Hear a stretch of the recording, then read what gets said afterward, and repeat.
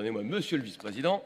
Très simplement, hein, je voulais juste savoir si la présence de l'opposition était compliquée à gérer. Je voulais savoir si la présence de l'opposition, d'une manière générale, vous semblait opportune.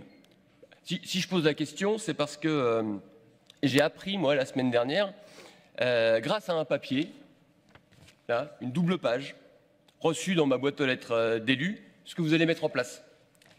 Jusqu'à preuve du contraire, on n'en avait pas encore discuté, mais même pas en commission. Alors, ce schéma directeur n'avait pas été soumis au vote et je suis singulièrement, je vous le dis franchement, agacé par cette méthode, parce qu'à ma connaissance, en plus de ça, monsieur le vice-président, vous êtes en charge de la citoyenneté, et la citoyenneté, elle commence par le respect des institutions.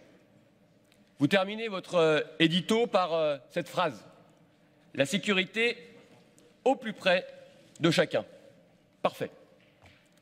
Je fais mienne la volonté d'aider les personnes vulnérables, de lutter contre les violences intrafamiliales. Je fais mienne votre volonté de développer la culture et la prévention du risque.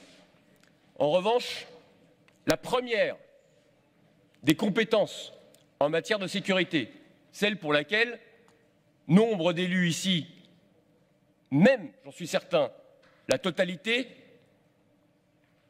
soutenons la première compétence du conseil départemental est totalement absente de votre tract. Le service départemental d'incendie et de secours, les pompiers, l'acronyme SDIS, dans le papier, est présent 0 fois. Dans la délibération, 2 fois. Les attaques dont sont victimes les pompiers ne sont jamais mentionnées, ni dans le papier, ni dans la délibération. Alors même que depuis lundi, des centaines de pompiers tirent le signal d'alarme sur le manque de moyens en femmes et en hommes. Alors je sais que sur le volet du SAMU, vous êtes, ainsi que l'est le préfet et le président du SDIS, mobilisés pour que l'ARS prenne ses responsabilités.